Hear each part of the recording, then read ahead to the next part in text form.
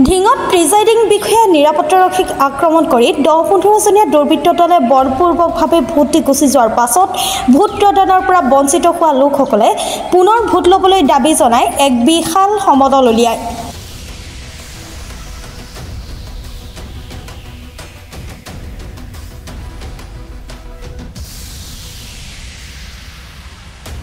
যোৱা 7 মে তাৰিখে ঢিং সমষ্টিৰ লহকৰ জিলা পৰিষদ এলেকাৰ ঢিং 3 নং পানবাৰী আহমেদিয়া ফুৰকানিয়া মাদ্ৰাছা ভোটগ্ৰহণ কেন্দ্ৰকে ধৰি 3টা কেন্দ্ৰত এনে ঘটনা সংঘটিত হৈছিল। দ্বিতীয় পৰ্যায়ৰ ভোটগ্ৰহণ প্ৰায় সম্পূৰ্ণ হোৱাৰ প্ৰাগমুহূৰ্তত লহকৰ জিলা পৰিষদৰ এলেকাধীন ভোট কেন্দ্ৰত সংঘটিত হোৱা এনে ভয়ংকৰ ঘটনাত বহু ভোটাধিকাৰে নিজৰ ভোটাধিকাৰ সাব্যস্ত কৰিব পৰা নাছিল। ঘণ্টা সময় শাৰী পাতি থাকিও নিৰীহ ভোটাৰসকলে ভোট দিব নোৱাৰাত প্ৰতিবাদ সাব্যস্ত কৰে। পুনৰ ভোটগ্ৰহণৰ দাবী জনাই 3 নং ৱাৰ্ডৰ পুৰুষ মহিলা ৰাজপথত ওলাই আহি চৰকাৰৰ ওচৰত দাবী জনায়।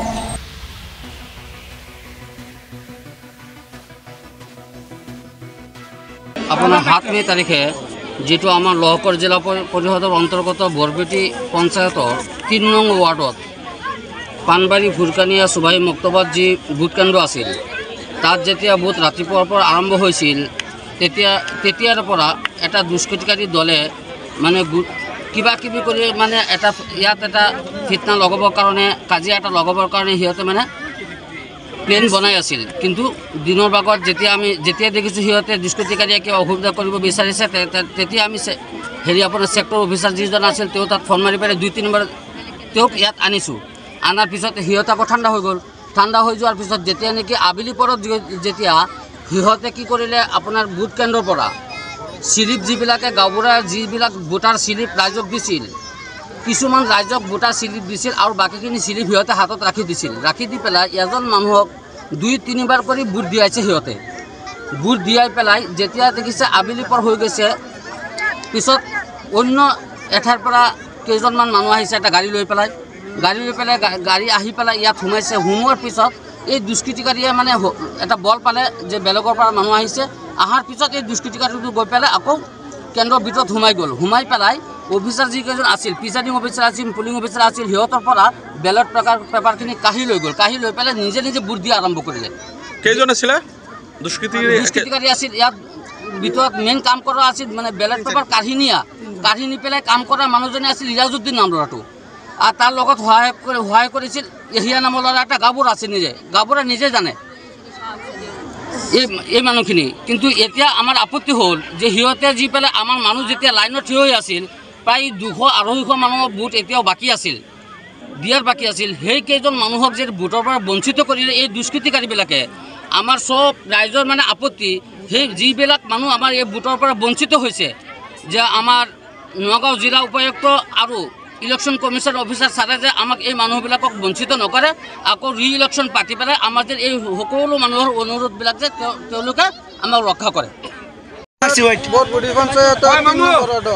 আমি নিজে এজেন্ট আসলাম থাকলে কয়েকটা গুন্ডা মানুষ আনছে বিরোধী পার্টি মেম্বরে আইনে আইরা ভিতরে আমাদের গারবিরে বাহরে দিছি। বাহরে দিয়ে আইরা তারা স্টাম্প মানে মারছি। মানে আমি বাইরে আসলে কইছি রাইজেরে কইছি যে ভিতরে ডুপ্লিকেট বুট মারতেছে আমরা মেম্বরে। পরে রাইজে গিয়ে আটক করে জগরামতে লাগিয়ে কাজে লাগিয়ে আবার বুট বন্ধ হয়েছে। মেম্বারজনের নামটো কি আছিল? কেলামার সিং মেম্বারজনের নাম বিরোধী মেম্বার আছিল সাদিকুল আর রাজিবুল। এই সাদিকুলৰ লোকসকলে মোক গাৰ ধৰি ওলাই দিছে।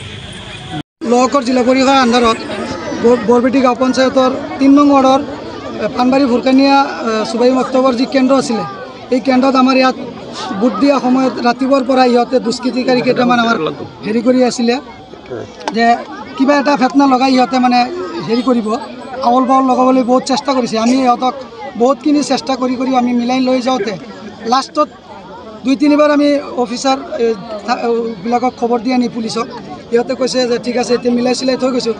লাষ্টত আচৰৰ পিছত যেতিয়া আমাৰ মানে ভোট দিবলৈ বহুত মানুহ লাইনত থিয় হৈ গ'ল, সেইখিনি মানুহক পুলিচকতো আক্ৰমণ কৰিছে। সেইখিনি মানুহকতো সিহঁতে দুষ্কৃতিকাৰী ইয়াত আছিলে। তাৰপিছত সিহঁতক ক'ৰ পৰা কেইটামান দুষ্কৃতিকাৰী আৰু ভাড়া কৰি আনিছে নে কেনেকৈ আনিছে, সিহঁতৰ লগত আহিছে গাড়ী লৈ আহি জপকৈ নামি গৈছে। চববিলাক গৈ পেলাই এজেণ্টবিলাকক ঘৰৰ পৰা ওলাই দি সিহঁতে ব্লেক পেপাৰ লৈ নিজে নিজে চব বুট মাৰি আছে। তেতিয়া আমি যেতিয়া ক'বলৈ গৈছোঁ তেতিয়া আমাক মাৰপিট কৰিছে। বহুতো আমাৰ এইবিলাক মাইকীবিলাকক মাৰিছে, আমাৰ মতা মানুহবোৰকো মাৰিছে, বহুত ঘাইল হৈছে, এইবিলাক আমাৰ হেৰি হৈছে। তাৰপিছত আমাৰ যে পুলিং এজেণ্ট আছিলে পুলিচকো মাৰিছে, বহুত মাৰপিট কৰিছে। পুলিচে নিজেও হেৰি কৰিছে, মানা কৰিছে, সিহঁতে মানা নাই। বাকচ লৈ যাবলৈ চাইছিলে, তেখেতে বাকচ বচাবলৈ গৈ নিজে যান বচাবলৈলগীয়া হৈছে। লহকৰ জিলা ৩ নং বৰবিটি গাঁও পঞ্চায়তৰ বুটচুৰুকীয়া মাদ্ৰাছা বুট কেন্দ্ৰত বুট দিয়া হৈ আছে। তেতিয়া কেইটামান বুট দিয়াৰ পিছতে সিহঁতে আমি চবেই যেতিয়া বুট দিবলৈ লাইনত থিয় হৈ আছোঁ, তেতিয়া বুট ভিতৰত গৈ সোমাইছোঁ। যেতিয়া বুট দিম তেতিয়া সিহঁতে মোক হাতত চিন চক সকলোকক দি পেলাই বাহিৰত পঠাই আছে, তোমালোকৰ বুট হৈ গ'ল। আমি কৈছোঁ তেতিয়া যে বুট কেনেকৈ হৈ গ'ল, আমিতো বুট দিয়া নাই এতিয়ালৈকে, তোমালোকৰ বুট হৈছে। সিহঁতে নিজে নিজে ষ্টাম্পটো মাৰি দি পেলাই বাকচত কাগজখিনি পেলাই থৈ গৈছে। সিহঁতে দুষ্কৃতীসকলক আহি নিজে নিজে বুট মাৰি থৈ গৈছে। আমি তেতিয়া কৈছোঁ যে কিয় আমাক বুট নিদিয়ে, কিয় আমি ষ্টাম্প নামাৰিম নেকি? সিহঁতে কৈছে যে তোমালোকৰ বুট হৈ গৈছে, এনেকৈ কৈছে।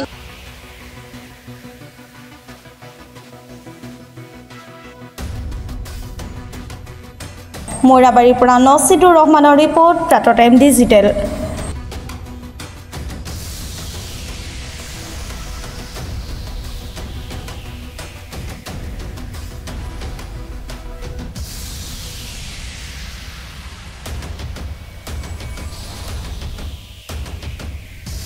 অসমৰ সংবাদ জগতখনৰ বাবে এক সুখৰ খবৰ।